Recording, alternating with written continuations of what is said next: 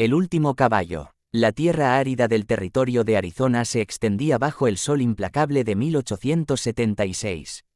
El polvo se levantaba con cada ráfaga de viento que atravesaba el rancho de Thomas McKenna, un hombre curtido por años de trabajo bajo el cielo del oeste. Su rancho, que alguna vez albergó más de 50 caballos, ahora apenas sostenía la vida.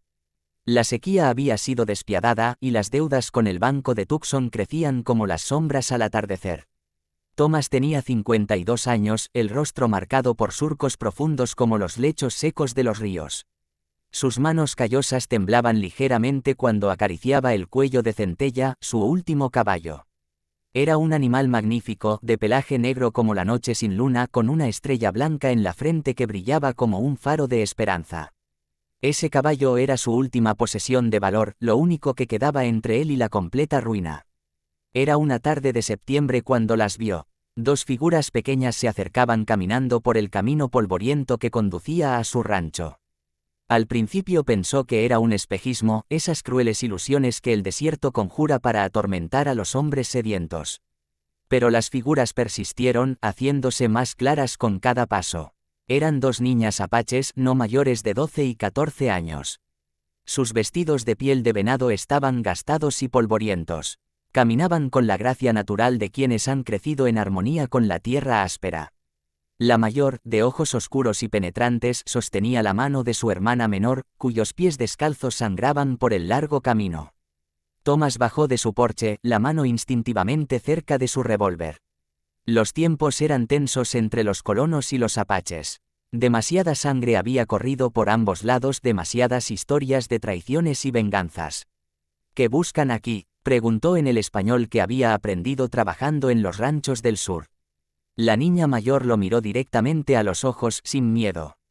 Agua, dijo simplemente. Mi hermana está enferma. Necesitamos agua y refugio por esta noche. Thomas dudó. Dar refugio a apaches podía significar problemas con sus vecinos, tal vez incluso atraer la atención no deseada del ejército. Pero algo en la mirada de esa niña, en la forma en que protegía a su hermana, despertó algo en el que había creído muerto. Vengan, dijo finalmente, señalando hacia el interior de su modesta casa. Durante esa tarde y noche, Thomas les dio agua fresca del pozo, pan duro y frijoles que quedaban en su despensa casi vacía. La niña menor, que se llamaba Aiyana, tenía fiebre. Su hermana mayor, Casa, cuidaba de ella con manos expertas, usando hierbas que llevaba en una pequeña bolsa de cuero. Mientras la noche caía, Casa le contó su historia. Su pueblo había sido atacado por cazadores de recompensas 3 días atrás. Sus padres les habían ordenado correr y esconderse en las rocas. No sabían si su padre, Nachae, un respetado guerrero y líder de su banda, había sobrevivido. Habían estado vagando por el desierto, buscando el campamento de invierno de su tribu en las montañas del norte. Thomas escuchó en silencio, sintiendo el peso de todas las historias trágicas que esta tierra había presenciado. Pensó en su propia hija, María, muerta de fiebre 5 años atrás, y en su esposa Elena, que lo había dejado poco después, incapaz de soportar el dolor. Pueden quedarse hasta que la niña se recupere, dijo, su voz más suave de lo que había sido en años. Durante los siguientes 3 días, algo extraño sucedió en ese rancho solitario. Las niñas ayudaban con las tareas, a pesar de la debilidad de Aiyana. Casa demostraba una habilidad natural con los animales, especialmente con Centella. El caballo, normalmente desconfiado con extraños, parecía reconocer algo en ella. Al 4.º día, Aiyana había mejorado considerablemente. Era tiempo de que continuaran su camino. Thomas sabía que las montañas estaban aún a 3 días de caminata, un viaje peligroso para 2 niñas solas, incluso para apaches acostumbradas a la dureza del desierto. Esa noche, mientras contemplaba a Centella en el corral, Thomas tomó una decisión que desafiaba toda lógica. Ese caballo valía al menos $300, suficiente para pagar sus deudas más urgentes y comprar provisiones para el invierno. Era su salvación, su última carta. Pero cuando miró los ojos de aquellas niñas, vio algo más valioso que el dinero. Vio inocencia en medio de la brutalidad, esperanza en medio de la desesperación. Vio a su propia hija, a quien nunca pudo salvar. Al amanecer del 5.º día, despertó a las hermanas. Tienen un largo camino por delante, dijo. Llévense a Centella. Él las llevará a salvo. Casa lo miró con incredulidad. Entendía perfectamente lo que ese gesto significaba. No podemos aceptar, dijo. Es tu último caballo. Por eso mismo deben llevárselo, respondió Thomas. Un caballo sin jinete es solo un animal. Ustedes le dan un propósito. Con lágrimas en los ojos, Casa abrazó al viejo ranchero.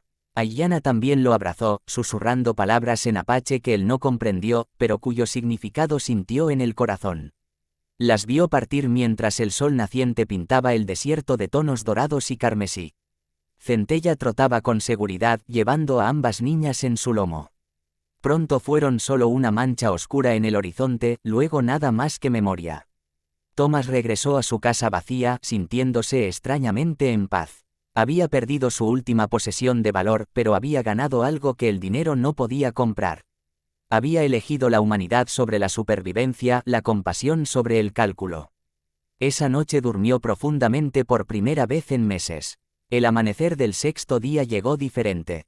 Thomas se despertó con un sonido que no había escuchado en mucho tiempo, el relincho de caballos. Muchos caballos. Se levantó rápidamente, su corazón latiendo con fuerza. Cuando salió al porche, la escena que encontró le robó el aliento. El valle frente a su rancho estaba lleno de jinetes apaches. Contó rápidamente, había al menos 200 guerreros, tal vez más. Estaban inmóviles como estatuas de bronce, montados en sus caballos, formando un semicírculo perfecto alrededor de su propiedad. El sol naciente brillaba en sus lanzas y rifles. Al frente del grupo, montado en un magnífico caballo pinto, estaba un hombre que solo podía ser Nachae.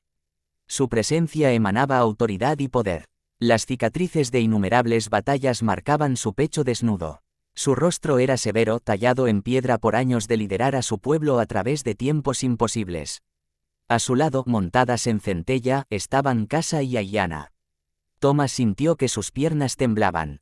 Este era su fin. Había sido un tonto al pensar que un simple acto de bondad podía cambiar algo. Los apaches habían venido a tomar venganza por siglos de abusos y él sería solo otro nombre en una larga lista de muertos. Nachae desmontó con la gracia de un guerrero experimentado. Caminó lentamente hacia el porche, sus ojos fijos en Thomas. Los otros guerreros permanecieron inmóviles, observando. Thomas se obligó a mantenerse firme, a enfrentar su destino con dignidad. Si iba a morir, moriría de pie. Nachae se detuvo a pocos pasos del porche.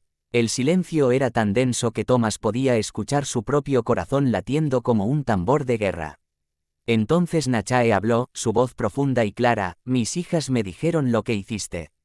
Thomas tragó saliva. Solo les di agua y un caballo. Cualquier hombre decente habría hecho lo mismo. Una sonrisa apenas perceptible cruzó el rostro de Nachae. No, la mayoría de los hombres habrían mirado hacia otro lado. O peor. Nachae levantó su mano y algo extraordinario sucedió. Los guerreros comenzaron a moverse. No hacia Thomas con armas en alto, sino dispersándose por su rancho. Algunos comenzaron a reparar la cerca rota del corral. Otros empezaron a trabajar en el techo de su establo que se había derrumbado durante el invierno pasado. Un grupo se dirigió al pozo y comenzó a profundizarlo. Thomas observaba con asombro mientras su rancho se transformaba ante sus ojos. Era como ver a un ejército trabajando con la precisión de hormigas, cada hombre sabiendo exactamente qué hacer. Nachae señaló hacia el valle. También traemos regalos. Thomas siguió su mirada y vio que varios guerreros conducían una manada de caballos hacia su rancho. Contó 20, 30, 40 caballos magníficos. No puedo aceptar esto, dijo Thomas, su voz quebrada por la emoción. Yo solo. Salvaste a mis hijas, interrumpió Nachae. En mi pueblo, eso crea una deuda que debe ser honrada. Pero más que eso, hizo una pausa mirando directamente a los ojos de Thomas. Mostraste que no todos los blancos han olvidado lo que significa ser humano. Eso merece ser reconocido. Durante todo ese día, los apaches trabajaron en el rancho. Repararon años de deterioro en horas. Compartieron su comida con Thomas, carne de venado y maíz que habían traído. Por primera vez en mucho tiempo, el rancho resonaba con sonidos de vida y actividad. Casa se acercó a Thomas esa tarde. Centella te extraña, dijo con una sonrisa. Deberías quedártelo. Pero Thomas sacudió la cabeza. Ahora es tu caballo. Lo cuidarás mejor que yo. Al atardecer, Nachae se preparó para partir. El invierno será duro, dijo. Pero estos caballos te ayudarán a sobrevivirlo. Y si alguna vez necesitas ayuda, enciende una hoguera en la colina del este. Mis exploradores la verán. Thomas no podía hablar. Las lágrimas corrían libremente por su rostro curtido. Nachae colocó su mano en el hombro del ranchero. Caminas en dos mundos ahora, Thomas McKenna. Eres hermano del pueblo apache. Mientras los guerreros se alejaban en la luz dorada del crepúsculo, Thomas se quedó en su porche, mirando su rancho transformado. Los caballos pastaban en su corral reparado. El establo tenía un techo nuevo. El pozo había sido profundizado y reforzado. Pero más que eso, algo había cambiado dentro de él. La amargura que había llevado durante años se había disuelto. En su lugar, había una sensación de propósito renovado, de conexión con algo más grande que su propia supervivencia. Esa noche, bajo un cielo lleno de estrellas, Thomas McKenna supo que había hecho la elección correcta. Un acto de bondad había creado ondas que se extendían más allá de lo que podía comprender. En una tierra marcada por el conflicto y la desconfianza, había construido un puente de comprensión. Y mientras se dormía en su cama, por primera vez en años se sintió verdaderamente rico.